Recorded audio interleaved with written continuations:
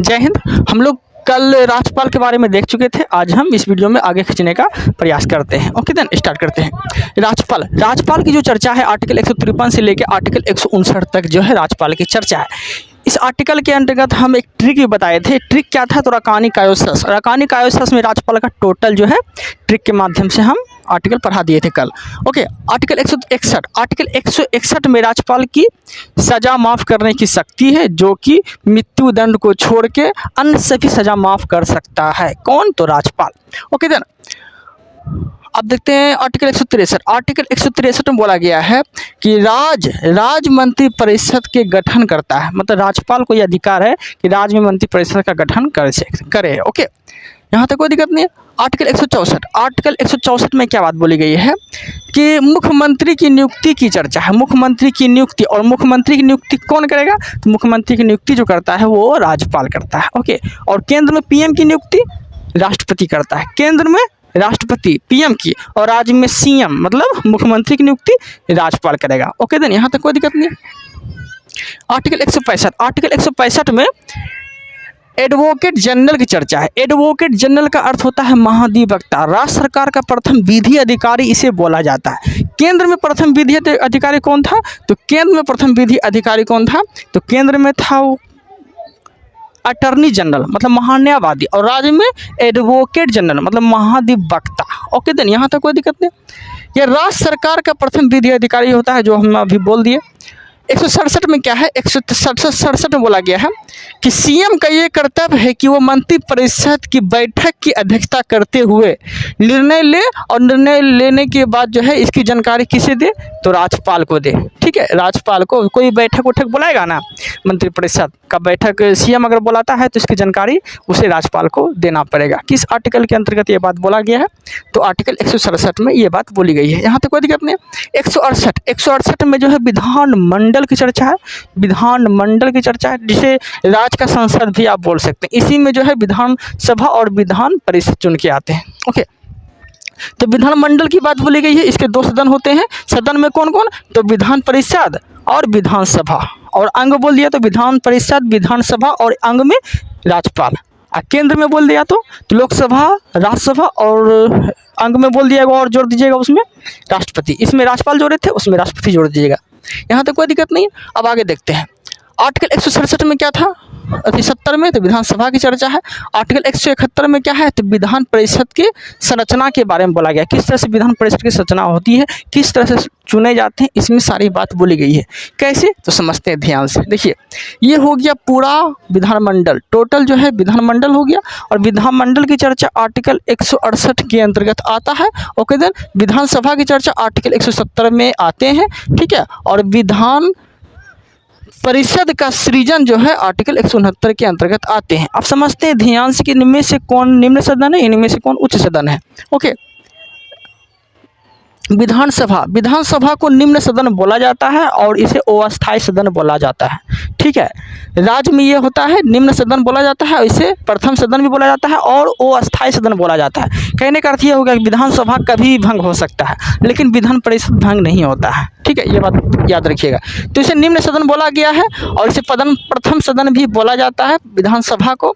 और इसके विधानसभा का सदस्य बनने के लिए आपकी आयु होनी चाहिए 25 वर्ष। आपकी आयु कितना होना चाहिए? 25 वर्ष आपकी आयु होना चाहिए।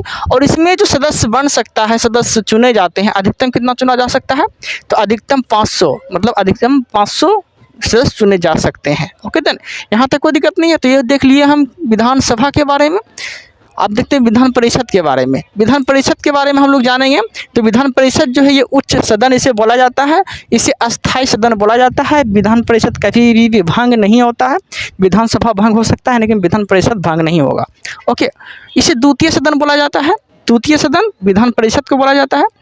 इसके सदस्य बनने के लिए, अगर विधान परिषद का सदस्य बनना है आपको, तो आयु होना चाहिए 30 वर्ष। ओके देन, और मैक्सिमम जो इसमें सदस्य चुने जाते हैं, तो विधानसभा का 1/3 सदस्य चुने जाते हैं। विधानसभा का 1/3 सदस्य चुने जाते हैं। कहने का अर्थ ये हो गया कि विधान सभा में, बिहार में विधानसभा सीट कितना है, तो बिहार में विधानसभा जो सीट है 200 लगभग 43 है समथिंग, इसी तरह से है। और उसमें 243 का आप 1/3 कर सकते हैं, ठीक है। जितना अलग अलग राज्य का अलग अलग होता है, तो जितना भी रहे सीट विधानसभा का उसमें 1/3 सदस्य जो है आप चुन सकते हैं, ठीक है। इस तरह से इसमें हम बताने वाले हैं, ये अच्छी इधर से देख लीजिएगा।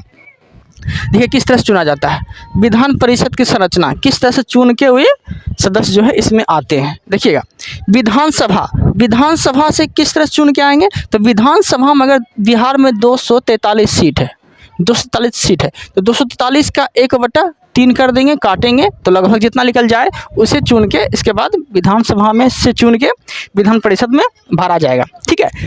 यहाँ तक कोई दिक्कत नहीं है।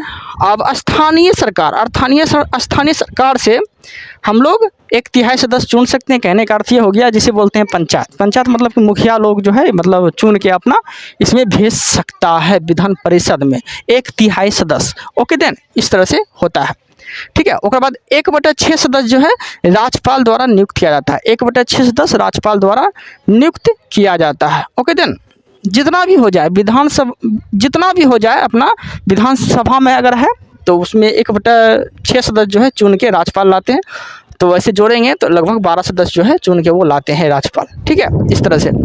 और 1/12 सदस्य जो है शिक्षक द्वारा चुना जाता है विधान परिषद में, 1/12 सदस्य शिक्षक द्वारा चुना जाता है विधान परिषद में। यहाँ तक कोई दिक्कत नहीं है। अब जो हम पढ़ने वाले हैं 1/12 सदस्य स्नातक द्वारा चुने जाएंगे। स्नातक मतलब हो गया जिसका ग्रेजुएशन जो है 3 साल मतलब हो गया है, ठीक है। इस तरह से वो चुन के आते हैं। इसे फिर से समझने का प्रयास करते हैं। विधान परिषद की संरचना 1/3 सदस्य विधानसभा द्वारा चुने जाएंगे, 1/3 सदस्य फिर जो है स्थानीय सरकार मतलब पंचायत द्वारा चुने जाएंगे, 1/6 सदस्य राज्यपाल द्वारा चुने जाएंगे, 1/12 सदस्य शिक्षक द्वारा चुने जाएंगे और फिर 1/12 सदस्य जो है स्नातक द्वारा चुने जाएंगे। इस तरह से करते जो है चुन के अपना विधान परिषद में भेजते हैं। यहाँ तक कोई दिक्कत नहीं है। अब देखते हैं हम लोग आगे। अब जो हम लोग देखने वाले हैं 202 आर्टिकल 202 देखेंगे। आर्टिकल 202 में क्या बोला गया है, तो आर्टिकल 202 में जो है बजट का प्रावधान है। बजट मतलब क्या, राज का बजट जो है आर्टिकल 202 के अंतर्गत ये आते हैं। यहाँ तक कोई दिक्कत नहीं।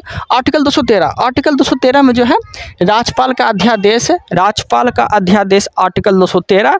और केंद्र में जो राष्ट्रपति शासन लगते थे उसमें आर्टिकल 123 के अंतर्गत राष्ट्रपति अध्यादेश जारी करते थे। लेकिन यहाँ राज्य में अध्यादेश जारी करने की बात बोली गई है, जो कि आर्टिकल 213 के तहत।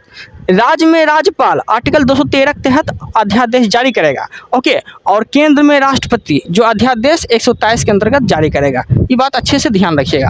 आर्टिकल 214 में जो है उच्च न्यायालय की बात बोली गई है। आर्टिकल 214 में उच्च न्यायालय, और सुप्रीम कोर्ट बोलेगा तो आर्टिकल 124, ठीक है।